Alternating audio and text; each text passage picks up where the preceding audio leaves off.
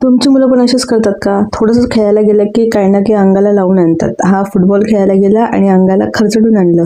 तर आज येणार होती माझी आई आणि तिची वाट बघता बघता माझा मुलगा सारखा खिडकीत जाऊन पाहत होता. ती आल्यानंतर माझा मुलगा सारखा तिच्या मागे मागे मागे काय करू मी जेव्हा काम सांगते तो बिलकुल ऐकत नाही. त्यांचा टिफिन भरते आणि टिफिनसाठी ब्रोकोलीची भाजी केली, मुगाचं वरण, भात आणि सलाड त्यांना दिलेला आणि तेलाच्या पोळ्या असं मी त्यांचा टिफिन पॅक केला. माझ्या आईने नाशिकहून आणला होता चिवडा म्हणजे भेळ, पवार बंधूची भेळ, जी की मला खूप आवडते. आणि तिने भेळ आणल्यानंतर मी त्यात कांदा चिरला, तेल, मिरची पावडर टाकून मस्त हलवून घेतलं आणि एन्जॉय, बिकॉज मला खूप आवडते ते. नंतर मी माझ्या लहान मुलाला आणायला स्कूलमध्ये निघाले. तर दुपारी एवढं ऊन वाढलंय आता आणि सर्दी सुद्धा होते, सर्दीने आवाज सुद्धा खराब होतोय. नंतर तो घरी आला आणि घरी आल्या तो फक्त माझ्या आईला शोधायला लागला, कुठे गेली, आली आहे तर कुठे आली.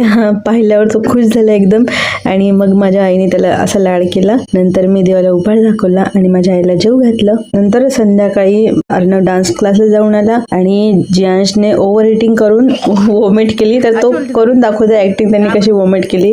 रात्री आम्ही वॉक करायला बाहेर निघालो. वॉक कशाचं, त्याला फक्त माझ्या कडेवरच बसायचंय. समोरून गाडी आली म्हणून त्याने असं एक्सप्रेशन दिले, वॉक कशाचं, सारखं त्याला कडेवरच बसायचं आहे. सारखा चालतो मग परत कडेवर बसतो, त्याचे सारखे पाय दुखत होते. आणि रेस म्हणून रेस लावली आणि त्याने डॉगी पाहिला आणि डॉगी कुत्ता म्हणायला लागला. त्याला कोणी सांगावं की अरे कुत्त्याला कुत्ता नसतं. आणि अर्णव कॉमेडी करत वॉकला भॉक म्हणत होता. तर व्हिडिओ आवडल्यास लाईक करा, शेअर करा आणि सबस्क्राईब करा. भेटूया नेक्स्ट व्हिडिओमध्ये. तोपर्यंत बाय.